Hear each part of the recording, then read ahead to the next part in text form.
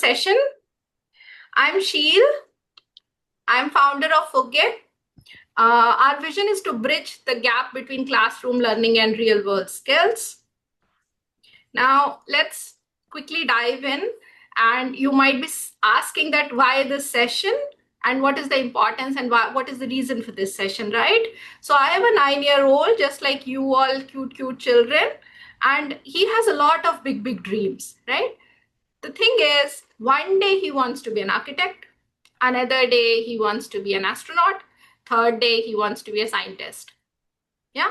You all think the same? We keep changing, right? So then what I thought was that the best way is for him to get clarity is to meet all of these experts. Yeah? When we meet all of these experts, we can ask them what they do, what they like, what they not like, right? So that will help us get clarity, and then we can decide on which dream we want to pursue. Yeah? Nice. So what is today's session all about? Any guesses? Who wants to answer? Put in the chat. All of you put in the chat. Yeah? Fastest finger building. Yes, nice. Anyone else? What is today's session all about?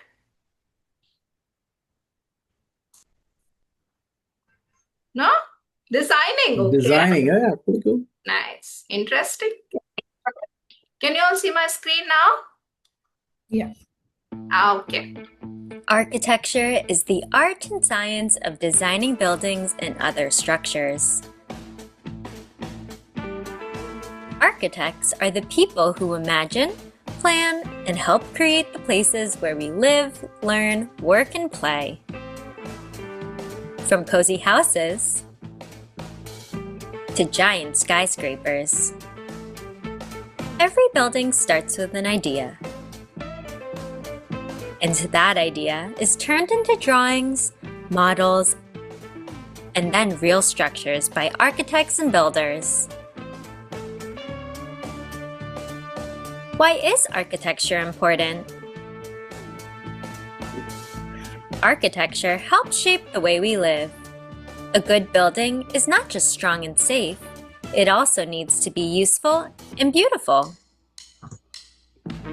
Architects think about things like light, space, safety, weather, and even how people feel when they're inside. Whether it's a school, a museum, a stadium, or a home, buildings are designed with purpose and creativity. What is the history of architecture? Architecture has been around for thousands of years. Here are just a few famous styles from different times and places. Ancient Egyptian architecture used huge stones to build pyramids and temples. Greek and Roman architecture gave us columns, domes, and amphitheaters. So now that we have understood what architecture is about, we want to see some interesting buildings. Yeah? Let's try and see some.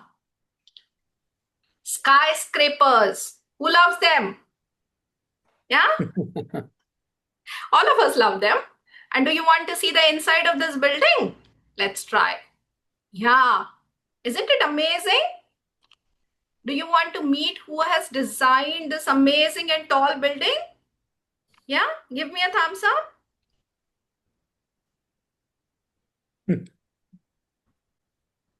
Any guesses who has designed this amazing, lovely building? Put in the chat. Me? No, not you.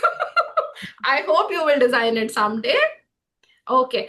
It's my pleasure to introduce Abhishek to you, who is an architect and who is also an architect of this amazing building. Abhishek, you want to quickly talk to our children? Sure. Hi guys, I'm Abhishek Bej. I'm a partner at a firm called Design Plus. So we're based out of Gurgaon, that's closer to New Delhi, and we do lots of skyscrapers, we do stadiums, we do schools, and lots of things that Sheil just displayed a couple of minutes back. looking forward. I'm really looking forward to your questions by the end of this session. Yeah. So hope this is an engaging one. Thank you, Sheil. Thank you, Abhishek. Thank you. Okay, now that we have understood and saw an amazing skyscraper, let's see something else. Yeah, where do we head when we have a short weekend? Any guesses? Where do we like to go? Ah, you guessed it right, a farmhouse. You want to see how this looks from inside? Amazing, no? Yeah, perfect. Now, let's try and meet who has designed this amazing farmhouse. Any guesses? Now you have understood it's here from the panel. Any guesses? See, we have all the architects here, experts here. Put in the chat. Then I'll introduce that person. Quickly. Somebody's typing. Abhishek, no. Abhishek sir has already designed a skyscraper. I'm done.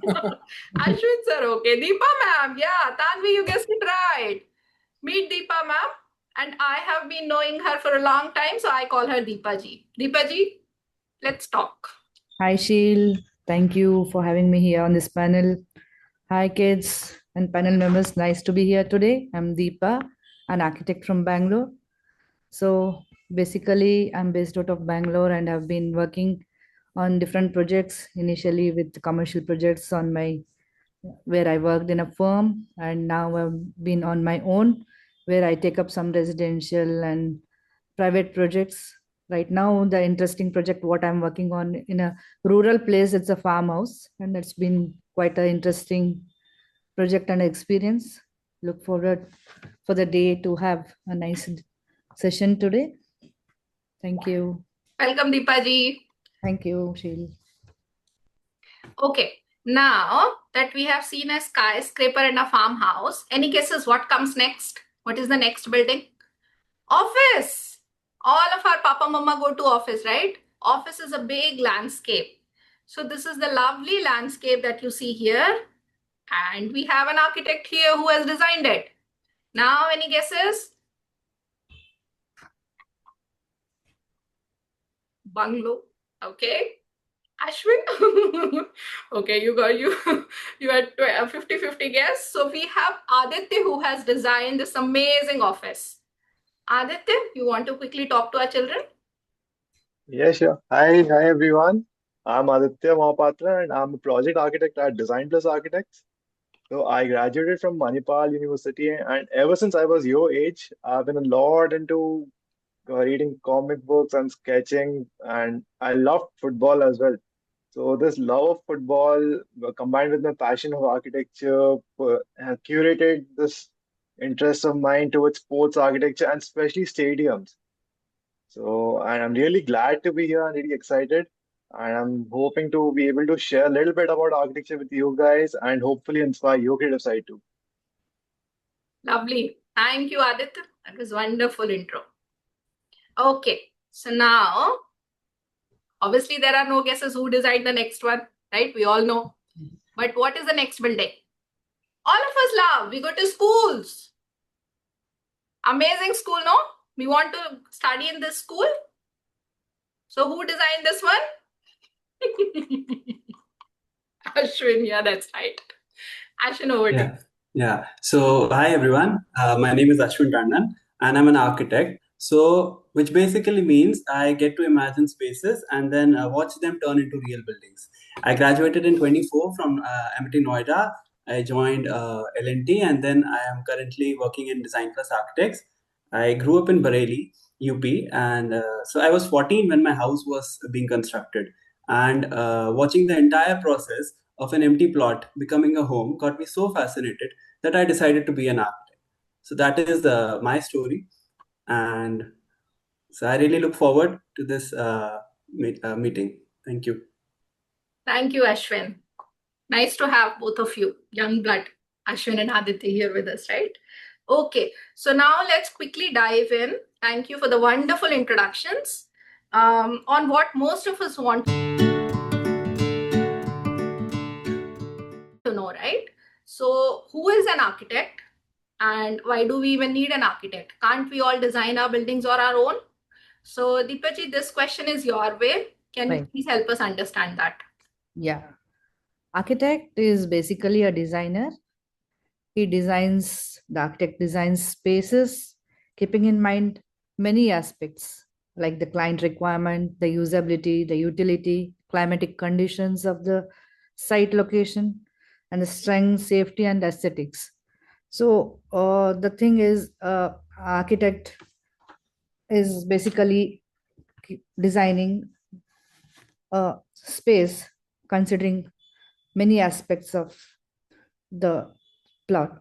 So, in a very simple language, architect designs buildings like houses, schools, parks, stadiums. He even designs the towns, playgrounds, stadiums, malls, IT parks, etc., and many more. Wow, that's very interesting. Yeah. So we understood little bit about who is an architect and why do we need. Let's now understand what an architect does in their entire day. So Abhishek, can you help us understand how does your day look like? What do you do? Absolutely. Okay. So the best thing about the profession is that no day is equal. There could be day when I start with a like a pencil drawing sitting on my table. Another day I'm at 8,000 feet in the hills looking at a site. One day I'm fighting with my team members and because we got something wrong in a detail. Another day I could be watching a cricket match just to get inspired for the next stadium. Another day I could be taking a flight to see another site. One day I could be bowling with my friends and my teammates just because we're doing a bowling alley. There could be another day where I'm fighting with a client because I don't think their color scheme is going to make their room look well. So that's the beauty of being in this profession. Every day is very poetic. Every day is a fresh start. Sometimes it gets boring. Sometimes it gets exciting. But just the idea of being able to provide a habitat which can be used by anyone and everyone just keeps us going. So every day is new. That sounds amazing. And I thought only we in product fight. So that's good. And how much does a building take? How much time does a building take to complete? Like, is it 1 week, a month, a year? Oh, it takes a long time. So the examples that you shared today, like a skyscraper or a farmhouse or a school, they all vary. But a minimum building would take at least year and a half to get built. Okay, in which the architect's primary role is for about 5 to 6 months, um, where we are producing the designs, we're communicating with who we are designing for, and then eventually we are sending out all this entire package which has lots of instructions, lots of drawings, sketches, 3D models, specifications. And specifications like I have to put concrete here, I have to put steel there, I have to put paint there. So that's a big document that takes about 5 6 months of our work, and then it takes about year and a half of work at site. When it's at site, the architect's role is reduced. However, it's not Completely gone. de-scoped. It continues. Your marriage continues with the site, but your role it diminishes as the construction progresses, because that is picked up by another branch, which is like a sideline, a different branch of architecture, but not pure architecture. Got it. Understood. And that was heavy. I'm sure some of our children might be wondering that why so much. I always keep building Mm. Lego. No, why so much effort you're putting? Is building Lego the same thing as what you just explained? Okay, so I think Lego is the starting point for all you guys. For those who enjoy Lego, you have already got into the next stage of playing with volumes. So please, like I think Deepa ma'am said, and Aditya or Ashwin also said something about spaces. We use this word a lot, and whenever you're sitting in your room, you'll realize that you are enjoying the floor, the walls, the ceilings, right? So Lego is a 3D block. It's a great way to start, And I think it's much more playful than designing buildings, right? So you should never let that go. Yes, there is a lot of reality happens when you're designing a building, because in when you're doing in Lego, you don't have to worry about where your poop is going, right? So you don't have to worry about where your light is going to turn on from. You don't have to worry about where you're going to cook food. So when you're designing a building, you have to worry about all of these things. You don't have to worry about in Lego. You don't have to worry about where your light is coming from, your wind is coming from, and theoretically, when you're putting the pieces together in Lego or Jenga, you can make them stand on like a single minuscule block, and then you can invert the mountain. It can stand like that, but not in reality. So in reality, what happens? You have to respect this physics. You have to respect the gravity and all the other things of making it work. Like light and ventilation and your plumbing and your water supply. So, but it's a fantastic start. If you love Lego, it's a great start that you're thinking already in 3 dimensions. Awesome. So guys, all of you who play Lego, continue. If you have to become architect someday, continue enjoying your Lego. That's a wonderful answer. Thank you, Abhishek. Thank And you. so I'm a product manager, and I see that architecture sounds really fascinating and interesting. Is there anything that is boring but you still have to do? Because for me, product, it's like building softwares, not like something 3D and all. Deepaji, is there anything boring in your job also, or everything is this fancy? No, I would not say it's boring, but for a building to get the details, we need to do a lot of detailed drawings after what we finish the designing part. Good for construction drawings, detailing. Those are the drawings which go to the site with a quite detail after coordinating with structural engineers, the MEP engineers, and other departments. So those become really tedious. I'm sure in the coming days, the softwares and the new AI thing will make them much easier and faster. So that's one thing which I would enjoy less. I always enjoyed designing and being doing the coordination on the site. So not boring, but it used to be a very tedious thing some time back. Maybe the things are much better now. So for that, I would always need help of the draftsman or the junior architects. That would take a long time to prepare the drawings. Got it. Got it. I see Zidan has a question. Zidan, whatever questions you have, please put in the chat. We have our experts, Aditya and Ashwin. That was interesting, Deepaji. Thank you. Glad to know that there are some things that are mundane or required in every job, and we are supposed to do that. When I used to be a kid, I never used to like memorizing history, dates. So, but I have to do since you have to give the exams. Nice. Okay. Is there something, Abhishek, that you really enjoy doing being an architect? Okay, so one thing that I always that makes you fall in love with the profession is that there is no better satisfaction than experiencing the space you've designed. So can you imagine that you've been working on, let's say a restaurant for 6 months or 8 months, and then when you go there and eat your first meal, so and then you can claim, okay, I worked on every part of this area. I know where the food is coming from. I know where the wind is coming from. I know why the table is white or why the flooring is black. And there is no better satisfaction than that. So that is the biggest joy of being part of the profession, because when you get to see that thing that you've seen it on your computer or on your model, etc., and then when you open that door and you enter that space, so there's no bigger joy than that. Yeah, that really sounds amazing. Like it's super cool to live in the space which you have imagined someday and now seeing Correct. it in real life. Correct. Excellent. Correct. That's an excellent answer. Thank you. And so I was always told that if you're not a good artist, you can't be a good architect. Is this something that is true? And Deepaji, I would love your thought on that. I don't fully agree on that. As long as you are passionate and you love building and such things related to designing. So today the expression of your art need not be by expressing in your drawing or painting or sketching. We have many means today. So that doesn't stop you from being an architect. That's not the core requirement. Definitely it's a tool for expression. So that's what I believe. So what we are saying is that as long as you are able to express what you are imagining, we are doing good, right? Yes. Nice. Absolutely. Abhishek, you want to add to that? Yes. Yeah, so I just want to continue that line of thought. And I think Ms. Deepa, just nailed it completely. It's the art of expression. The medium of expression is irrelevant.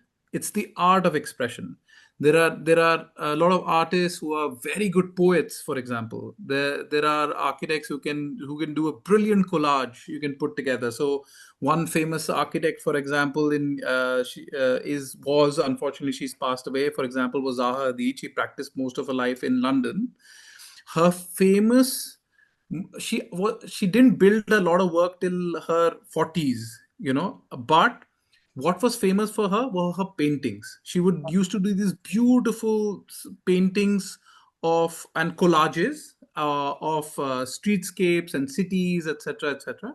And similarly, in the 1960s, there was another firm called Archigram. They used to do these very futuristic walking cities and bridges that could span 2,000 kilometers and miles, and they used to really imagine how the world would be in 100 years time.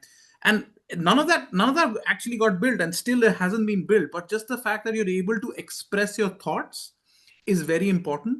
So at even in school level, as long as you're able to express your thoughts, and be it whatever your medium would be, it's brilliant. How you and subjects, etc., of course, I mean, I'm sure Aditya and Ashwin can elaborate later on that, but to express is important, medium is not important.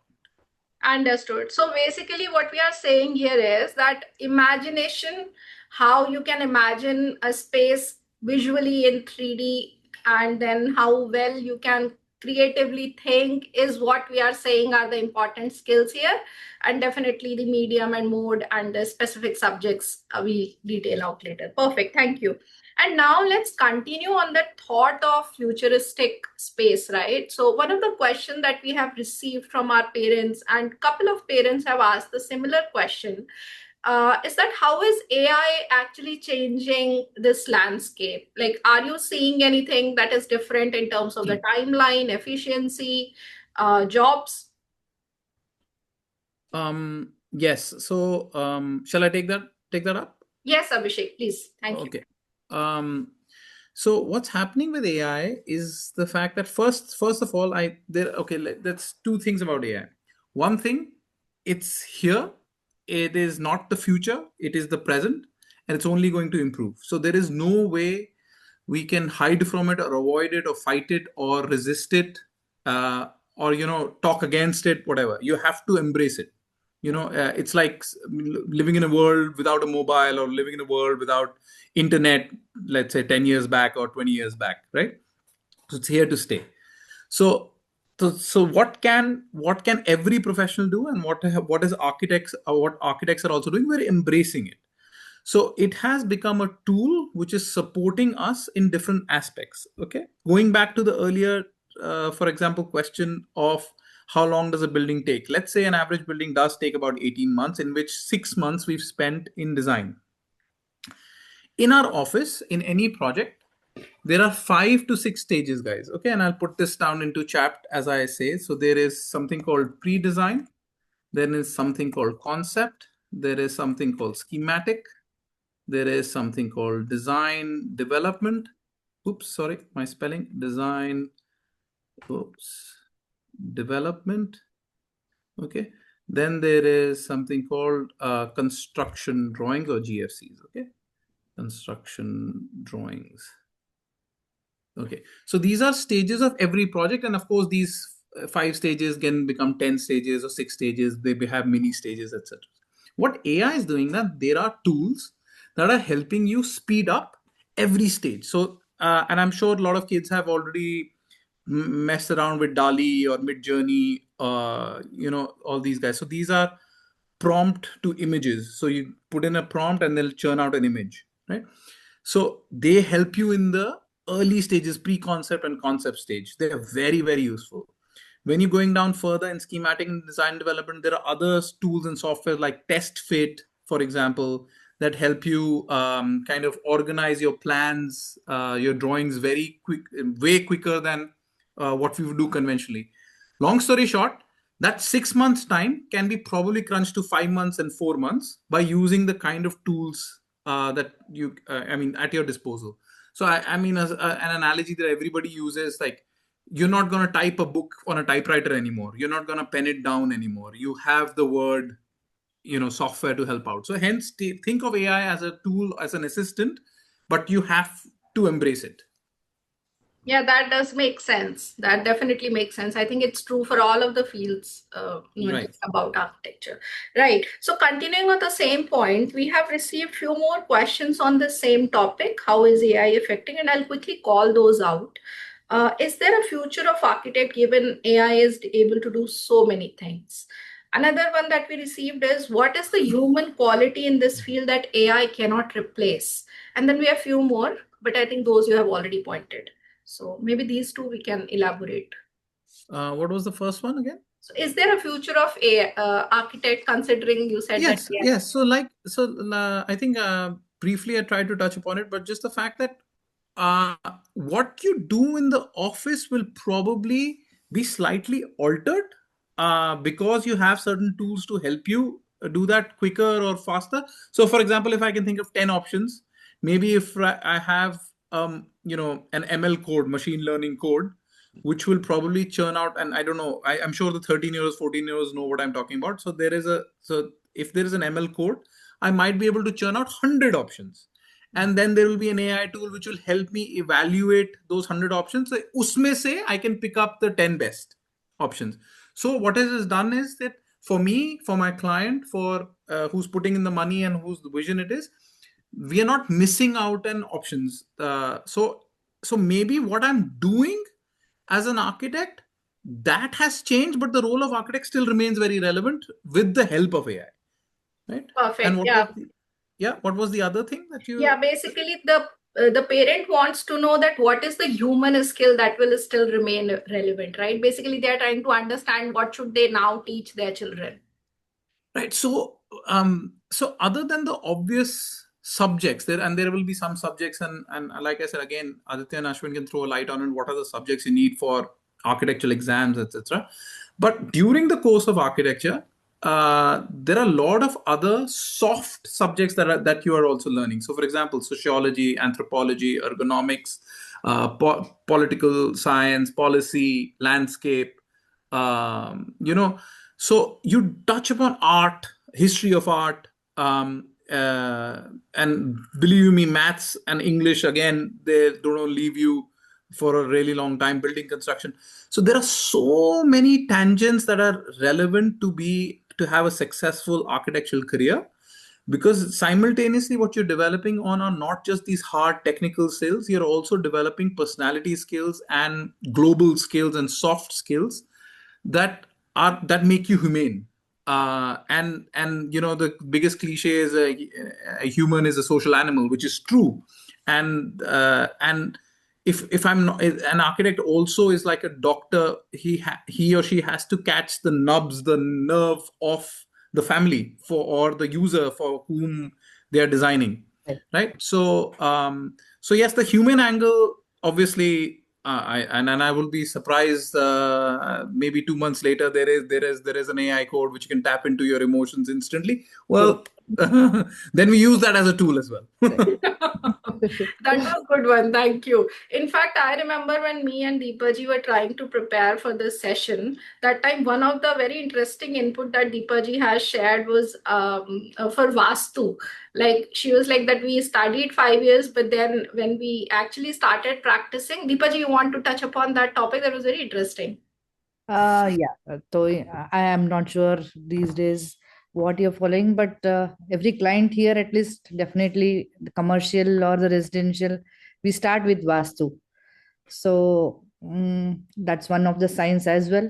So initially, when we were studying, that was not part of the course, but when we came out, definitely everybody wants to start designing, keeping in mind the Vastu. But that's also science based thing. So one of the Right. Basically accommodating what our customers' requirements are. Yes. Yeah, beyond subjects and beyond what we study, right? Perfect. Thank you. And while we are on this topic, we have our two Gen Zs here, right? Ashwin and Aditya. I'm very interested to know, Ashwin. I'm sure there might be questions here similarly in the parents' mind also.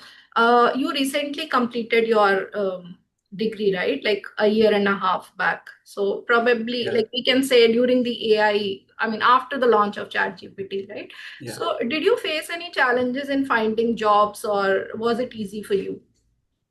No, I don't think so. That with the coming AI, it is difficult to find jobs. I feel this is an evolution phase. Like if I describe it in architecture only, then earlier they used to be hand drafting, and then AutoCAD came, and it became very difficult for people to switch to drafting software, which is done on a system. Now we, as this generation, cannot even imagine drafting those big buildings by hand. Similarly, AI is also a tool which is coming into the picture, and this will be only used as a tool, and you just have to be in the wave and get along with the coming evolution of AI. So that would help you in your jobs as well. Got it. Thank you, Ashwin. Thank you for sharing your Thank experience. you. Aditya, what was your experience? As Ashwin said, it's exactly like that. AI is just a tool. So when we talk about taking jobs, what I think is not at all.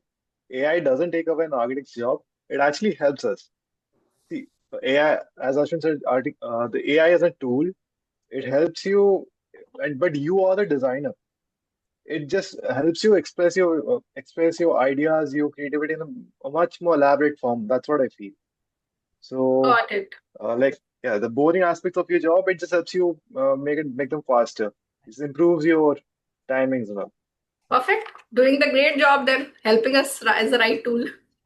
Nice. So, and while we are on this topic, Deepaji, I'll come to the last question we have for today. Deepaji, are there any soft skills that are required for you to do your job that maybe you learned on the job after your degree skills? Right. The communication skills, when you meet the client, you discuss, then you observe. And I advise the kids, I suggest them to be observant, travel, experience, go around, also discuss regarding the buildings. Why is this in a particular way? This could have been like ask questions, meet the professionals. You could go to a college, see the atmosphere, talk to some seniors. Um, these are the things which would encourage them to be being very taking guidance from a senior or architectural office. That could definitely give them idea what the field is going to be. Perfect. And when you talk about communications skills, an architect works alone, or do you have a team, or you have multiple people to No, interact with? we have a team. The architects work with a team. It starts with the client. We take the client requirements and then we analyze, then we do the site visits. The site requires a surveyor. They take the measurements, contours. They give us the details of the site, and we also do the soil testing. So we have engineers there. Then once we design, we have design and planning team. Then we coordinate with the structural engineers, site engineers, civil engineers, and we get into the contract. The contractors help us, the project managers. So we also have interior designers, landscape architects. We consider the facts of climate, soil. So there's a big team which works here. We need draftsmen, we need modelers. So the presentation drawings, there's a lot of scope. Got it, got it. So basically, if children start discussing among themselves, start opening up, observing, traveling, as you were saying, they will basically be prepared from a soft skills point of view, while later on they can develop or the specific subjects they can study, right? Right. Perfect. Thank you. Thank you for that. Okay, this completes our panel discussion. Thank you for that amazing discussion. I'm sure a lot of new inputs might. Okay, to all the budding architects, quickly let's see in your chat which room do you think does not belong to a child? So, yeah. So first row is all 0, 1, 0, so 0A, 1A, 1B, and the lower row is 2A, 2B. So just type in which do you think one or two rooms cannot belong to. Anybody can participate. You're supposed to participate. Yes. All right, everyone. So just type in which one would not belong to. 1C says Devik. Okay. Who else? May not belong to A. Okay. Tanvi. Cool. One to B. Okay. Will not belong to a child, Atharv. Okay. 1C and 2A. Okay. 2E. 2E. There is no 2E. Okay. 2B does not belong to a child. Okay. 1C. 2B. Okay.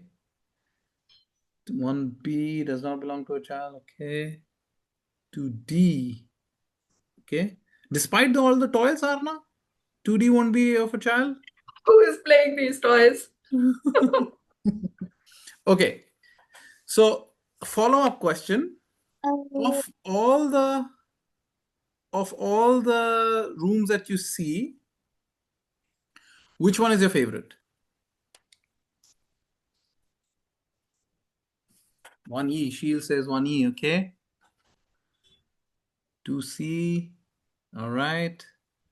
There. 2D and 1E. Okay. All right. Sushil, 1D. Fair point. 1A. 1B. Okay. So here's what we would request you guys to do is I think they have the drawing some sketching equipment, right, Sheil? They would. I guess all of us are having some drawing sheet and colors. Yeah. Okay. Thumbs up. Right. So we want everyone to imagine their own room. How would you like your room? Okay. For let's say 8 to 10, I would request them to think about what all you want to have in your room, ideally, right? And maybe you can describe them. What all the things you would love in your room, and for 10 to 12, if you have that age group, I would want you to think how your needs have changed in the last few years. When you were 6 to 10, what were the needs, and how the room would be different now, 10 to 12. And from 12 to 14 or 15, whatever the age group we have, we would love to have you to think about the elements. So wind, sun, and what do you need for those aspects to come in. So basically light and smell, your five senses. Basically, what makes us comfortable? What else makes us comfortable, and think from the perspective of five senses. Okay. Right.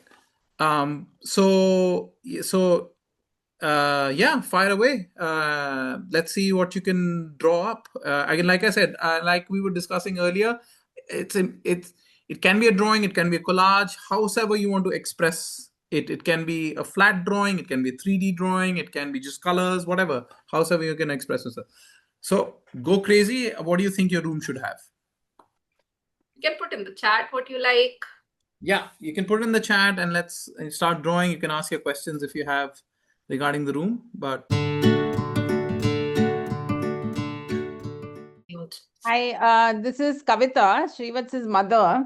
I had a question for you guys. So basically, I've heard that an architect takes more time to get established in his or her career as compared to other branches of engineering. Just wanted to hear it from the horse's mouth, all you guys. Is that true if you're a freelancer or if you're employed somewhere? hi, sorry, I forgot your name. Kavita, Hi, right? Kavita. Yeah, Kavita. So architects are late bloomers. That is true. Because there is so much that goes on in a building that it's humanly very difficult to get a grasp of anything and everything, and for years. Also, there are no right answers. So I mean, you could like black, I could like white, and so there is this aspect of subjectivity as well. So there are technical sides, and there are, like I said, the subjective sides to the profession. We have can you mute yourself, Baba Athar? Then we can just take that question. Thank you. So yes, they're very late bloomers. To have a confidence of doing a house on your own. Um, Honestly, I would stick my neck out as late 30s. Till then, but however, when you graduate, it is based on an apprenticeship um, mode of learning. Architecture is right. So you spend a lot of hours time within practices trying to hone your craft and learning new aspects, because also you have to realize that the biggest aspect of architecture is the liability. So if I am doing a skyscraper, looks very nice and looks very pleasant, etc., but it's a 500 crore building, it's not my money, right? So and unfortunately, with what happened with Goa, etc., recently, those events do happen. So you have to ensure, and you're playing with lives and you're playing with safety. So hence, it takes us so much longer to get the grasp of those technical skills. Can I be? Hence, somebody asked about interior design. Can I be an interior designer, decorator? Yes, absolutely, no degree required. Because with all due respect, you still probably can have a better aesthetic sense than me in doing it, in decorating your house.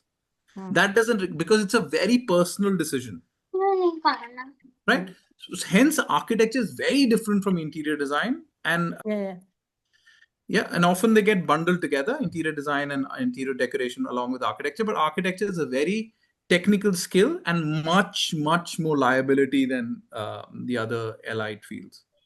Yeah, I think in software, the part is that we can always undo it, right? But in architect, there are lives involved. So Yes. obviously, it's more risky from that point of view. Yes, there's a And huge the projects take a huge number of years to get completed, and the experience exposure you get takes time with each project you're learning. May I ask one more question, please? Go ahead. Yeah, I don't know if you spoke about AI and thing, I may have missed it. So architecture is more of like you need a lot of creativity. So how do you think AI may impact jobs in the future for architects? So, Kavita, the thing is, we have covered this almost Okay. at length. So, I'll Okay. share the recording. Sure, But sure. just to quickly summarize, we discussed that it's a supplement to an architect. It's a tool to an architect, Okay. and it's not exactly replacing jobs. Okay. Thank you. One question. Go ahead. What should we draw? Your room, your favorite room. What do you imagine your room to be? Okay, sir. You. Yeah, pleasure. There is one more question here, Abhishek. I think a lot of people may have similar question because parents are here. Although Ashwin has tried answering it. How much approximately do architects earn? Well, I think Ashwin's answered quite accurately. Yeah. So the way architecture is, so I'm just gonna take a longer route to answer this question. The way architecture is taught, understood, interpreted world over is with a single goal that you eventually will have your own firm. There is a lot of, let's say, I don't know what's the word, a lot of preparation for eventually being the designer that looks after that's going to run a setup. However, the paradoxical side to this is that architecture cannot be done without a team. It's impossible. It's impossible to do architecture, practice architecture at any scale without a team. You always need people, right? What's glorified is the designer. Unfortunately, I am not as good as a designer, let's say, as let's say someone else, and I am definitely not as good as a construction guy as someone else. right? And then you have the people who help you present better. There are people who help you spec it better, like put the codes. People who understand the fire norms better than you. There are people who understand electricals better than you. There are people who understand structure better than you. So hence there are a lot goes on there. So once you're of course in any profession, once you're climbing the ladder, you start earning much more, and hence then there is no limit. And once you're also growing, you start adding different verticals to your consultancy as well. People take up project management, people take up design and build, people take up furniture. A lot of other things happen because those are skills that you develop by default, being in the profession.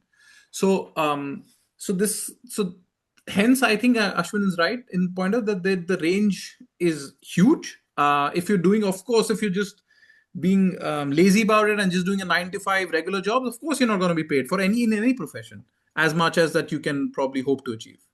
Right, right. And Abhishek, is there also a difference in being a corporate employee versus owning your firm or versus being a freelancer, like all these? Because these are the various options that an architect will have after they graduate, right? Right. So first of all, in India, there's something called an act, Architects Act, okay, in which you can only open a firm if you're an architect. So, for example, I cannot open a firm with a non-architect. First of all, okay, so that has to be very very clear. Um, so the starting salaries are similar in other. If you start out as in a corporate or a smaller firm or a developer, etc. Eventually, the on the client side always pays you more. So if you that again that's in any profession. If you're on the client side, like say you're on part of a developer team, it gives you more. But if you start practicing on your own after 10 years, 15 years, like sky's the limit. Got it. And is there some difference practicing it in India versus globally? Yes, a lot. So one thing we must realize, which is that Indian architects get their degrees very easily, and hence there is a constant struggle for us bagging a lot of international jobs. A lot of international jobs. No, I don't mean as jobs. I mean work. So, for example, if I have to build a skyscraper in Gurgaon, it's easier for me than to build it in Dubai or to build it in New York, etc. Because the laws are much more stringent. And I have received my degree in India just after 5 years of education, as against in the US or the UK or Germany or Japan. You do your degree, which is 4 years or 5 years, depending on where you are. Then you do about 2 years or 3 years as an apprenticeship in any firm under an architect, and then you have to give another exam. That's how you get the right to build. That also ties up to the answer to Kavita, that the liabilities are very high, right?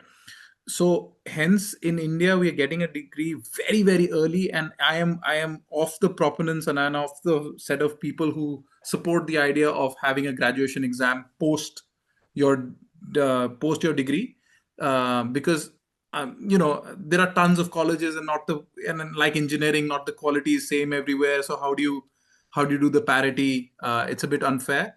And also because architects are playing with lives and safety, etc., etc. So we should not be getting the degree so easily. Well, being an architect, saying that, kudos. Yeah. Best colleges to study architecture. I think we can take this question now. Ashwin, Aditya, whoever want, you can please take this question. It's Uday's question in the chat. Can you please inform best colleges to study architecture in the world? I think in India and global both are being asked. Yeah, so I'll tell both the scenarios. I'll start with the Indian colleges. So there's IIT Kharagpur and IIT Roorkee. You can do architecture from there, and there's a School of Planning and Architecture, New Delhi, and JJ College of Architecture in Mumbai. So these are among the top colleges to study architecture. CEPT. And CEPT in Ahmedabad. So CEPT is one of the elite private colleges, and others were common colleges.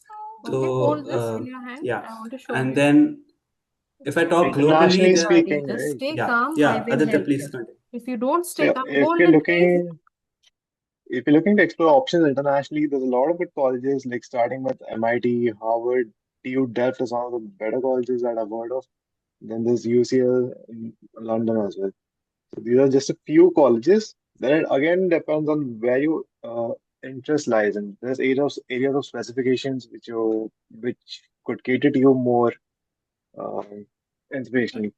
Yeah, I think that's a very valid point. So what's happening internationally is that a lot of these colleges are specializing in certain things, and if you are able to um, have develop an early interest in these certain things, you can choose your college. So one example is, for example, RMIT, Royal Melbourne Institute of Technology, obviously out of Melbourne. The HOD, which is who's Mark Burry. He's in charge of finishing the world's tallest church and the longest running church, which is Sagrada Familia in Spain. So he's head of research for Sagrada Familia. So if you like geometry, if you like history, etc., so maybe, like, for example, your interest will develop into RMIT. Hence, for example, there are colleges like A and SIAC in the US, and A in London, for example. The 10 years earlier, 10 years back or 20 years back, they were like the apex colleges for something called parametric design. It's like another philosophy, design thinking. So closer to home, NUS is very good, National University of Singapore, or Nanyang Technological University. It's very good as well. So, but a lot of these international colleges are specializing in few things that you can tap into. But our Indian colleges are very good for the overall development of the 5 years. We're very, very good. Got it. And I believe PCM is the way, right? Physics, chemistry, maths is the requirement to appear for the exams to be selected in Ashwin, these Aditya? colleges. Right. Perfect. And the exact exams also we are covering in the takeaway doc, right? Yeah, exams are Yes, covered. we have. Perfect. So we are on time. I have a question. We had a wonderful session today, and my child is also enjoying the activity because it is interactive. I want to know, like, this session we have done for architecture, and we would love to enjoy and understand about other aspects also. So, where do we? When is the next session happening? Right? And how do we engage our kids into and make them understand about you know uh, other things where they can help their imagination. Yeah, thank you. Thank you for that question. I think it will help probably all the parents. So this series will have one session per month. We started with architecture, and then we will have next month MBBS will be inviting doctors, and so on and so forth. We have a Fuggae community WhatsApp group. I guess most of you might have joined it. I'll put the link also here in the chat. If you're not there, please join it. We share all our information about upcoming sessions there. We also run paid weekly sessions. One of the sessions demo is coming up this Sunday. That is a free session. There we actually cover about skills that we were discussing, right? The communication skills and all those. I'd like to thank the panel. Of course, putting up a relevant set of individuals who understand what the current needs of a child are, to bring it down from the age group of 8 to 10, and then try and break such a complex matter into something rather simple is something that she to implement how a child could find this interesting. So kudos to that. Of course, I want to thank Sheel for the initiative and all of you, the architect panel, so on and so forth. Thank you for your time, and hopefully we will meet soon again. Thank you very Thank you much. so Appreciate it. much.